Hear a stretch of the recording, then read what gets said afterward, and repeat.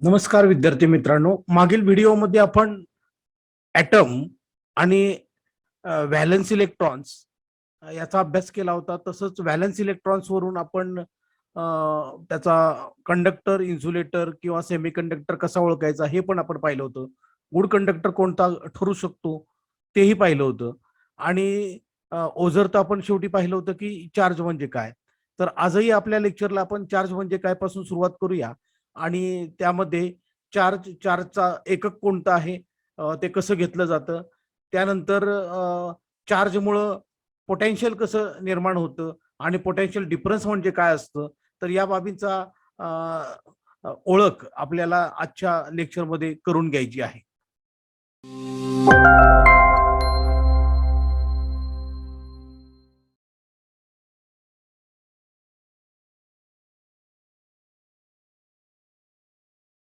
चला तर मग पाहूया चार्ज म्हणजे काय. आता मागील वेळेला आपण पाहिलेलं आहे की एक ॲटम घेतला, तर ॲटमचं हे न्यूक्लियस आहे. याच्यामध्ये न्यूट्रॉन्स आणि प्रोटॉन्स आहेत. ओके. आणि याच्या सभोवतालती जे फिरत असतात ते म्हणजे इलेक्ट्रॉन्स. ओके. तर अशा पद्धतीनं याच्या सेल्स असतील, ऑर्बिट्स. या ऑर्बिट्समध्ये इलेक्ट्रॉन्स आहेत. आणि आपण इलेक्ट्रिकल किंवा इलेक्ट्रॉनिक्स ब्रँचचे रिलेटेड असू तर आपण या आतल्या इलेक्ट्रॉनचा विचार करायचा नाही, कारण आपल्याला जो सपोर्ट करणार आहे कंडक्टर म्हणून काम करण्यासाठी, तर तो व्हॅलन्स बँडचा इलेक्ट्रॉन करणार आहे. हा व्हॅलन्स बँडच्या इलेक्ट्रॉन्सवरच सर्व काही ट्रीटमेंट होणार आहेत. आणि याला रिमूव्ह करता येतं किंवा या लास्ट ऑर्बिटमध्येच इलेक्ट्रॉन्स अक्वायर केला जातो. तर केवळ व्हॅलन्स बँड मधील व्हॅलन्स ऑर्बिट मधील इलेक्ट्रॉनशी संबंधितच आपल्याला अभ्यास करायचा आहे. हा एक भाग लक्षात घ्या, कारण कंडक्शन मध्ये पार्ट सुद्धा हे लास्ट ऑर्बिटचे इलेक्ट्रॉन्स असतात तेच घेत असतात. आणि त्यामुळे काय काय परिणाम होतात ते आपण अभ्यास होऊया. ओके. आता हा जो लास्ट बँडला जरी लास्ट ऑर्बिटला जरी इलेक्ट्रॉन्स असला तरी तो या न्यूक्लियस भोवती फिरत असतो. आणि याचं फिरण्याचं मुख्य कारण म्हणजे या न्यूक्लियसमध्ये जे प्रोटॉन्स आहेत ते प्रोटॉन्स याच्यावर फोर्स ऑफ अट्रॅक्शन देत असतात. ओके. आता या प्रोटॉन आणि इलेक्ट्रॉन मध्ये फोर्स ऑफ अट्रॅक्शन आहे. तसंच त्याच्या आउटर पेक्षा इनर वर त्याचा जास्त फोर्स असणार आहे. म्हणजे इथल्या इनर मोस्ट जो इलेक्ट्रॉन आहे याच्यावर सुद्धा या प्रोटॉनचा प्रभाव आहे, त्याचा फोर्स ऑफ अट्रॅक्शन याच्यावर सुद्धा आहे. परंतु याच्यावर जो फोर्स ऑफ अट्रॅक्शन आहे आणि याच्यावर जो आहे तो कमी जास्त आहे. म्हणजेच काय होणार आहे की या आपण पाहिलेलं आहे की या लास्ट ऑर्बिटच्या इलेक्ट्रॉनची ऊर्जा जास्त आहे, त्याच्यापेक्षा आतल्याची कमी आहे, त्याच्यापेक्षा आतल्यातली कमी आहे. आणि खरं तर force of attraction between this proton and this last electron is nothing but a charge actually. अगदी सिंपल वे डेफिनेशन केली तरी पण थोडंसं कन्फ्युजल्यासारखं होईल, तुम्हाला कन्फ्युजिंग होईल की याला या फोर्सला कसं काय चार्ज म्हणताय. तर बघा आता काय घडतंय ते.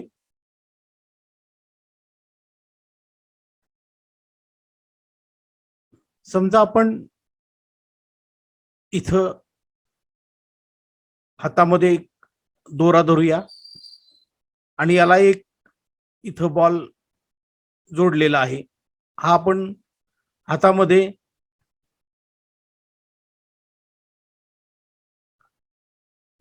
दोरा घट्ट पकडलेला आहे. ओके. आणि हा गोल गोल फिरवायला लागलो आपण असा, तर काय होईल. तर या फोर्समुळे हा जो बॉल आहे तो इथं गोलाकारच फिरत राहतो. हा फिरत असतो म्हणजे याला गतीची ऊर्जा प्राप्त होते, त्यामुळे तो समोरील दिशेने म्हणजे गोलाकार दिशेने जात असतोय. परंतु या मध्यभागापासून तो लांब जात नाही. म्हणजेच हा सेंट्रल फोर्स जो आहे तो त्याला इथं बाइंडिंग करतोय की याच पाथमध्ये फिरलं पाहिजे म्हणून. तसंच इथं इलेक्ट्रॉनच्या बाबतीत पण आहे की हा एक फोर्स आहे की न्यूक्लियसचा, जो त्याला या पर्टिक्युलर पाथमध्ये फिरण्यास भाग पाडतो. आणि त्याला फिरतं ठेवणं म्हणजे त्याला जी गतीची ऊर्जा प्राप्त झालेली आहे आणि त्याच्यामुळे तो फिरता राहतोय. आणि हा जो सेंट्रल फोर्स आहे तो त्याला एवढ्याच अंतरावरून किंवा या पर्टिक्युलर पाथमधनं फिरणं भाग पाडतं. ओके, म्हणजे कोणत्याही इलेक्ट्रॉनवर दोन फोर्स काम करतायत. तसं इथं जसा बॉल बांधलेला आहे, आपण हातात धरलेला आहे आणि गोल फिरवतोय, यावेळेला सुद्धा दोन फोर्स त्याच्यावर जर काम करत असतील तर या इलेक्ट्रॉनवर सुद्धा दोन फोर्स काम करतायत असं आपण म्हणायला हरकत नाही. आणि या केसमध्ये म्हणजे ऍटमच्या बाबतीत आता प्रोटॉन जर बघितलं तर कुठल्याही इलेक्ट्रॉन ऍटम मध्ये घेतलं तर प्रोटॉनची संख्या जेवढी आहे तेवढीच इलेक्ट्रॉनची संख्या आहे. म्हणजे एक इलेक्ट्रॉनला फिरवत ठेवण्यासाठी एक प्रोटॉनची ऊर्जा किंवा एक प्रोटॉनचं बल वापरलं जाते असं म्हणायला काय हरकत नाही. ओके, त्यामुळे या प्रोटॉनचा आणि या इलेक्ट्रॉनचा म्हणजे थोडक्यात या न्यूक्लियसचा म्हणायला हरकत नाही की या न्यूक्लियस आणि इलेक्ट्रॉन यांच्यामधला जो फोर्स ऑफ अट्रॅक्शन आहे तर तो म्हणजेच आपण चार्ज असं म्हटलेलं आहे. आता जर समजा आपण या इलेक्ट्रॉननं ऊर्जा प्राप्त केलेली आहे आणि ऊर्जा प्राप्त झाली म्हणजे त्याची ऍडिशनल त्याची स्वतःची एक काहीतरी ऊर्जा आहे आणि आता ऍडिशनल ऊर्जा आपण त्याला जर प्रोव्हाइड केली तर काय होईल की या फोर्स ऑफ अट्रॅक्शन पेक्षा जर जास्त ऊर्जा त्याला मिळाली तर मात्र हा पाथ सोडू शकेल आणि तो बाहेर जाईल. त्यावेळी त्याला आपण फ्री इलेक्ट्रॉन असं म्हणणार आहे. ओके, आता फ्री इलेक्ट्रॉन झाला तर फ्री इलेक्ट्रॉन झाला म्हटल्यानंतर आता तो काय करणार आहे, त्याची ऊर्जा जास्त आहे त्यामुळे तो दुसऱ्या इलेक्ट्रॉनच्याकडे दुसऱ्या ऍटमच्याकडे जाणार आहे. ओके, हा इलेक्ट्रॉन फ्री झाला त्याबरोबर त्याच वेळेला या ऍटमची अवस्था काय होते पहा. तर याच्यातून एक इलेक्ट्रॉन म्हणजे एक निगेटिव्ह चार्ज कमी झालेला आहे. त्यामुळे ऑफकोर्स या ऍटमला पॉझिटिव्ह चार्ज तयार होतो, पॉझिटिव्ह चार्ज क्रिएट होतो ऍटमवर. ओके, आता हा पॉझिटिव्ह चार्ज म्हणण्यापेक्षा हा आता पॉझिटिव्ह आयन तयार झाला. आता मी याला आयन का म्हटलं तर पहा, हा जो इलेक्ट्रॉन आहे याला मी चार्ज म्हटलेला आहे. तर हा सिंगल चार्ज आहे आणि याच्यामध्ये याचं जे वजन आहे ते याच्या तुलनेमध्ये म्हणजे यातील प्रोटॉन्स आणि न्यूट्रॉन्स यांच्या वजनाच्या तुलनेमध्ये अत्यंत नगण्य आहे. मात्र याच्यावर चार्ज आहे, तो चार्ज इक्वल अँड अपोजिट या एका प्रोटॉन बरोबर आहे. ओके, आता इथं काय झालेलं आहे, एक इलेक्ट्रॉन फ्री झाला तर हा जो उरलेला भाग आहे तो पॉझिटिव्ह आयन तयार झालेला आहे आणि हा एक इलेक्ट्रिक चार्ज तयार झालेला आहे. ओके, त्यामुळं जोपर्यंत तो या ऍटम बरोबर आहे तोपर्यंत ऍटमचं काय होणार आहे की protons is equal two electrons आणि नेट चार्ज इज झिरो. म्हणजे या ऍटमला इलेक्ट्रिकली न्यूट्रल ठेवण्यामध्ये हा एक इलेक्ट्रॉन काम करत होता.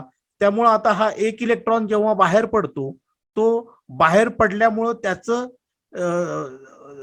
जे काय ॲबिलिटी आहे की या ऍटमला टोटल न्यूट्रलाइज करण्याची आणि ती म्हणजेच आपण चार्ज असं म्हटलं तरी हरकत नाही. आणि म्हणून इथं पहिल्यांदाच व्याख्या करताना आपण म्हटलं की force of attraction between electron and nucleus is nothing but actually charge. कारण तोच फोर्स बरोबर तेवढा जर आपण ब्रेक केला आणि याला बाहेर काढला तर याच्यावर तेवढाच चार्ज राहणार आहे की जो याला न्यूट्रल करण्यासाठी कारणीभूत ठरत होता. आणि त्यामुळं याला एक इलेक्ट्रिक चार्ज तयार झालेला आहे. हा बाहेर पडलेला आहे आता इलेक्ट्रॉन एक. पण असा एक इलेक्ट्रॉनचा एक चार्ज तयार झाला पण याला आपण एकक देऊ शकलेलो नाही. तर हे एकक जो कुलोम एकक आहे ते कुलोम एकक देण्यासाठी किती इलेक्ट्रॉन्स म्हणजे एक कुलोम होतं ते आता आपल्याला पाहायचंय. अभ्यासासाठी म्हणून केवळ एका इलेक्ट्रॉनचा विचार केलेला आहे, परंतु असे 6.28 इंटू 10⁻18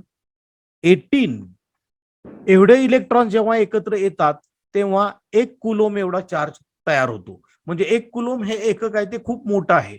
ओके, त्यामुळे एका इलेक्ट्रॉनचा चार्ज हा अत्यंत नगण्य असा आहे.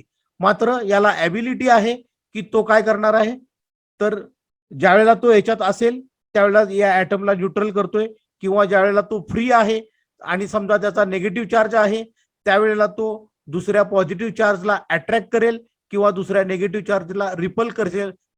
ही त्याची ॲबिलिटी झाली चार्जची.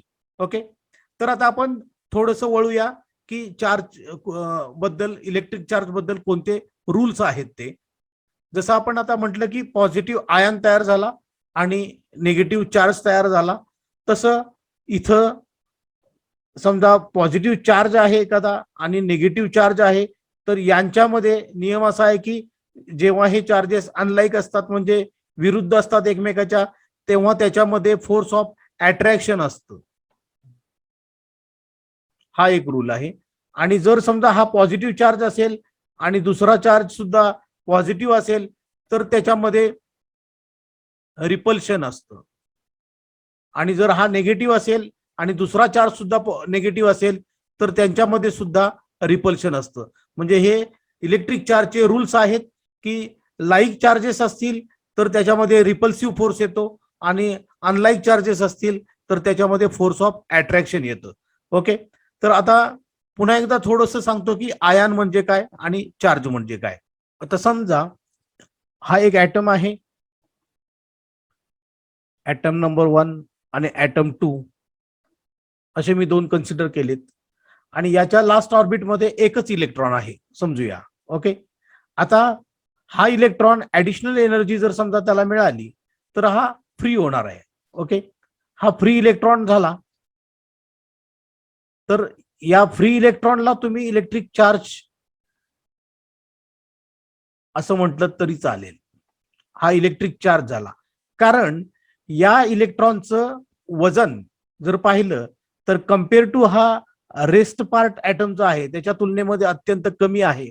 ओके, जरी याचा चार्ज जेवढा आहे तेवढ्या बरोबर अपोजिट चार्जनं हा ऍटम पॉझिटिव्ह झाला असेल, परंतु हा तो त्याच्यावरचा चार्ज झाला, परंतु या ऍटम मध्ये प्रोटॉन्स आणि न्यूट्रॉन्स आहेत आणि त्यांचं जे काही वस्तुमान आहे म्हणजे त्या इलेक्ट्रॉनच्या तुलनेमध्ये इतर बाबींचा विचार केला तर प्रोटॉन्स आणि न्यूट्रॉन्स यांचं वस्तुमान जास्त आहे आणि त्यामुळं याला आपण आयन असं म्हणणार आहे.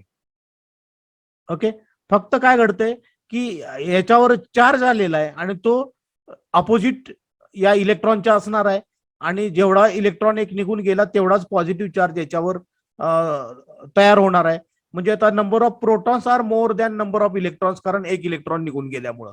त्यामुळे याच्यावर पॉझिटिव्ह चार्ज जरी झाला तरी पॉझिटिव्ह चार्ज म्हणण्यापेक्षा याला पॉझिटिव्ह आयन म्हणणं जास्त संयुक्तिक ठरेल.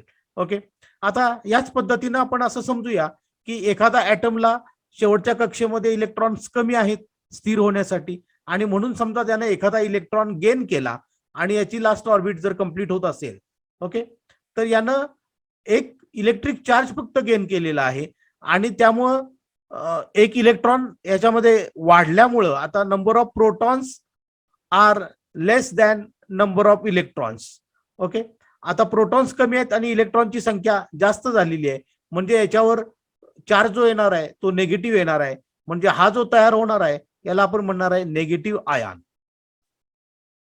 आता तुमच्या लक्षात आलं असेल याला निगेटिव्ह आयन म्हटलं आणि याला निगेटिव्ह इलेक्ट्रॉन आपण म्हटलं. हा इलेक्ट्रॉन म्हटले, निगेटिव्ह चार्ज म्हटले फक्त, पण याला आपण आयन म्हटले कारण का तर याचं वस्तुमान जे आहे ते विचारात घ्यावं लागेल आणि ते या इलेक्ट्रॉनच्या तुलनेमध्ये जास्त आहे. त्यामुळे याला आपण निगेटिव्ह आयन असं म्हणणार आहे, याला पॉझिटिव्ह आयन असं म्हणणार आहे आणि हा इलेक्ट्रिक चार्ज आहे जो करंट कंडक्शन मध्ये पार्ट घेणार आहे. ओके, पण ज्या वेळेला तुम्ही कंडक्टरचा म्हणून विचार करत असाल तर कंडक्टरमध्ये प्लेंटी ऑफ फ्री इलेक्ट्रॉन्स असतात असं आपण म्हणतो. तर अशा प्रकारचे जे ऍटम्स असतात त्या कंडक्टरमध्ये, तर काय घडतं कंडक्टरच्या बाबतीत कसं घडतं तर हे नंबर ऑफ ऍटम्स आहेत आणि याच्यामध्ये लास्ट ऑर्बिट इलेक्ट्रॉन्स आहेत आणि यांची एनर्जी जास्तच आहे आणि त्यामुळे ते काय ऍटमशी संलग्न राहत नाहीत असं म्हणूया आपण की हे इझिली फ्री होतात रूम टेम्परेचरला सुद्धा. आणि हे फ्री होत असतील तर ज्या वेळेला हा इलेक्ट्रॉन फ्री होतो त्यावेळेला ऑटोमॅटिकली त्याच वेळेला हा जो मेन ऍटम आहे तो पॉझिटिव्ह आयन होणार आहे आणि तो पॉझिटिव्हली चार्ज झाला तर तो दुसऱ्या इलेक्ट्रॉनला खेचून घेणार आहे. ओके, नियर बायच्या किंवा या इलेक्ट्रॉनला सुद्धा तो खेचून घेऊ शकते. म्हणजे ज्याची ऊर्जा जास्त आहे तो पहिल्यांदा येऊन याचं लास्ट ऑर्बिट पूर्ण करेल, बरोबर. आणि इथला एखादा इलेक्ट्रॉन निघून गेला तर इथं दुसरा इलेक्ट्रॉन येऊन बसेल, परत हा याचा निघून गेला तर याच्या ठिकाणी तिसरा येऊन बसेल.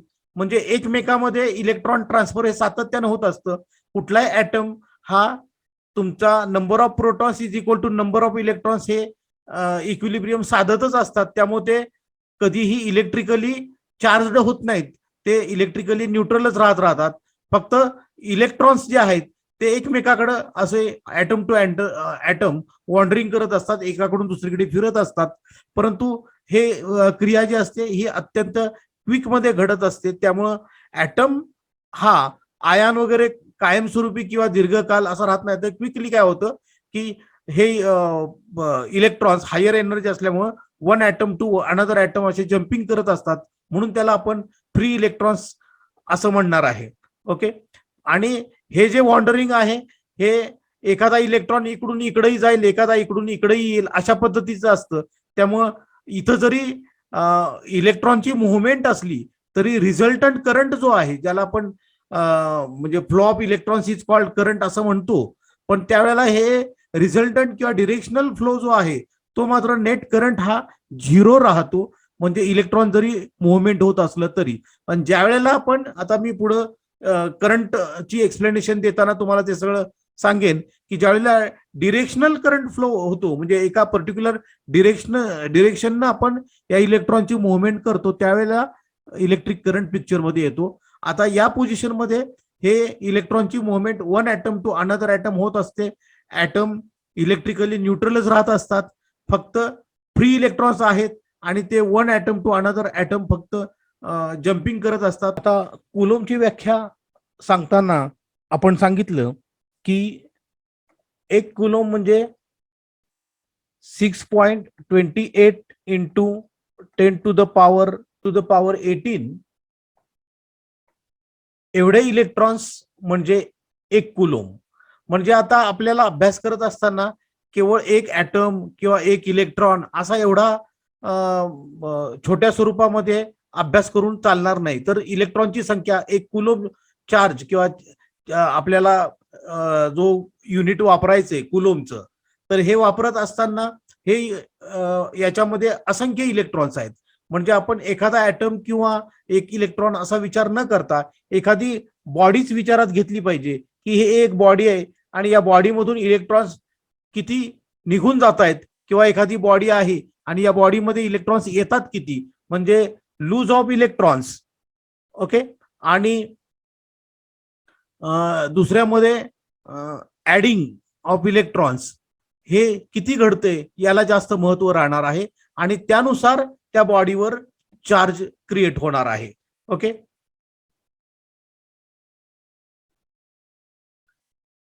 आता ही समजा बॉडी घेतली आणि या बॉडीकडून समजा की या बॉडीमध्ये इलेक्ट्रॉनची कमतरता आहे किंवा यांनी इलेक्ट्रॉन्स लूज केलेले आहेत 1 कुलोम एवढे, तर काय होईल, इलेक्ट्रॉन जर निघून गेले तर ही बॉडी पॉझिटिव्हली चार्ज होणार आहे. ओके. आणि समजा आणि ती किती न झाली तर 1 कुलोम एवढे गेले असतील तर 1 कुलोम न चार्ज झाली. आणि समजा ही एखादी दुसरी बॉडी आहे आणि या बॉडीमध्ये इलेक्ट्रॉन्स जर ऍड झाले असतील तर काय होईल, तर या बॉडीला चार्ज प्राप्त होणार आहे.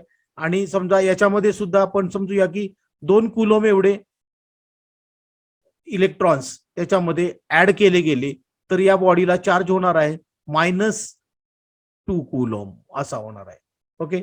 म्हणजे याच्यामध्ये 1 कुलोम एवढे इलेक्ट्रॉन्स निघून गेले तर या बॉडीचा चार्ज असेल +1 कुलोम आणि याचा असेल 2 जर निघून गेले तर -2 कुलोम.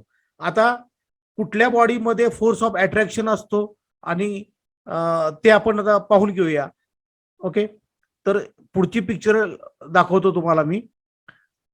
आता मी इथं तुम्हाला 4 डायग्राम्स दाखवलेले आहेत, ज्याला आपण लेबल करूया A, B, C आणि D. पहिल्या डायग्राम मध्ये ए मध्ये ही बॉडी अनचार्जड आहे आणि हिचा चार्ज 4 कुलोम आहे. ओके. आता या दोघांच्या मध्ये जर तुम्ही पाहिलं तर कुलोमिक डिफरन्स हा 4 + 4 एवढा आहे. ओके. आणि या दोघांच्या मध्ये पण फोर्स ऑफ अट्रॅक्शन आहे ऍक्च्युली या दोन्ही बॉडीमध्ये, कारण जेव्हा या दोन बॉडीमध्ये चार्जचा डिफरन्स असतो त्यावेळेला त्या एकमेकाकडे अट्रॅक्ट होतात. ओके, आता त्या पद्धतीनं ह्या अट्रॅक्ट होत आहे तिथं +4 आहे आणि ही अनचार्ज आहे. तर याच्यामध्ये काय होणार आहे, फोर्स एक्झर्ट होणार आहे आणि फोर्स इथं किती आहे, इथं किती आहे आणि या प्रत्येक डायग्राम मध्ये किती आहे ते मी तुम्हाला इथं पटवून देणार आहे. तर इथं या दोघांच्या मधला चार्ज डिफरन्स जो आहे तो +4चा आहे, म्हणजे 4 कुलोम एवढा आहे आणि त्याच्यामुळे यांच्यामध्ये सुद्धा अट्रॅक्शन दिसते तुम्हाला. या दोन बॉडीमध्ये सुद्धा अट्रॅक्शन दिसते. ही अनचार्ज बॉडी आहे आणि ही चार्ज आहे -4 न. या दोघांच्या मधला चार्ज डिफरन्स कुलोमिक डिफरन्स आहे तो पण 4 आहे. या दोघांच्या मध्ये जर बघितलात तर तो सुद्धा -2 आणि +2 असा हा 4 कुलोमचा डिफरन्स आहे. आणि याच्यामध्ये जर पाहिलात -1 आणि +3 तर याच्यामध्ये सुद्धा डिफरन्स आहे तो 4 कुलोमचाच आहे. तर मला इथं सांगण्याचं तात्पर्य एकच आहे की या चारही डायग्राम मध्ये दोन बॉडींमधला जर कुलोमिक डिफरन्स जर समानच असेल तर त्या दोघांमधला अट्रॅक्शनचा फोर्स हा समानच असणार आहे. लक्षात, म्हणजे याला पोटेन्शियल प्राप्त झालेला आहे असं आपण म्हणतो की एखादी बॉडी चार्ज होते म्हणजे हिला हिला चार्ज प्राप्त झाल्यामुळं ही बॉडी या बॉडीला काय करते, अट्रॅक्ट करते किंवा रिपल करते असं आपण म्हणतो. तसं इथं याच्यामध्ये प्लस चार्ज आहे, याला अनचार्ज आहे, त्यामुळे ही याला अट्रॅक्ट करते. फोर्स ऑफ अट्रॅक्शन यांच्यामध्ये असणार आहे आणि तो जो डिफरन्स आहे तो 4 किलो ओम्स आहे. म्हणजेच या बॉडीला पोटेन्शियल आहे. म्हणजेच थोडक्यात जेव्हा चार्ज एकत्र येतात, आता 4 कुलोम एवढा चार्ज झालेला या बॉडीचा, म्हणजेच this body has a potential to do work by attraction or repulsion. म्हणजे एखाद्या बॉडीला जेव्हा प्रभार येतो, चार्ज येतो, मग तो किती कुलोमचा असू दे, त्यामुळे तिला पोटेन्शियल निर्माण होतं. म्हणजेच या बॉडीला पोटेन्शियल आलं असं म्हणतात. आणि हिचं पोटेन्शियल आणि हिचं पोटेन्शियल वेगवेगळं आहे आणि या दोन पोटेन्शियल मध्ये जेव्हा फरक असतो तेव्हा त्याच्या दरम्यान कार्य घडत असतं आणि ते आकर्षण किंवा प्रतिआकर्षणाचं असू शकेल. आणि जर आपण तिथं त्यांच्या दरम्यान जर चार्जेस ठेवले म्हणजे फ्री इलेक्ट्रॉन्स वगैरे असे तर त्यांची मुवमेंट झालेली तुम्हाला जाणवेल. म्हणजेच याचा अर्थ जेव्हा पोटेन्शियल मध्ये डिफरन्स येतो तेव्हा तिथं कंडक्टिंग पार्ट ठेवला तर तिथले इलेक्ट्रिकल चार्जेस फ्लो होतात, म्हणजे करंट व्हायला सुरुवात होते. लक्षात, म्हणजे कुठल्याही बॉडीला जर चार्ज प्राप्त असेल तर इट हॅज अ पोटेन्शियल. आणि जर अशा दोन बॉडी असतील आणि त्यांच्या पोटेन्शियल मध्ये म्हणजे चार्जेस मध्ये जर फरक असेल तर we say that there is a potential difference. आणि पोटेन्शियल डिफरन्स हे डिनोट करण्यासाठी वेगळं एकक वापरलं जातं आणि ते म्हणजे व्होल्टेज, पोटेन्शियल डिफरन्स, आणि हे मोजलं जातं व्होल्टमध्ये. ओके, तर हे नवीन एकक आलं आपलं ते म्हणजे व्होल्ट.